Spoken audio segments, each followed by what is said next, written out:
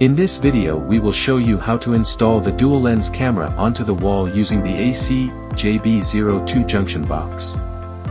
First, use proper tools to drill holes for the expansion bolts according to the drill template.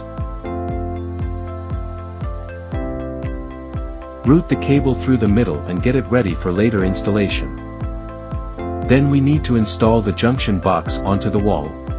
Unscrew the top hexagon screws and remove the top plate from the junction box.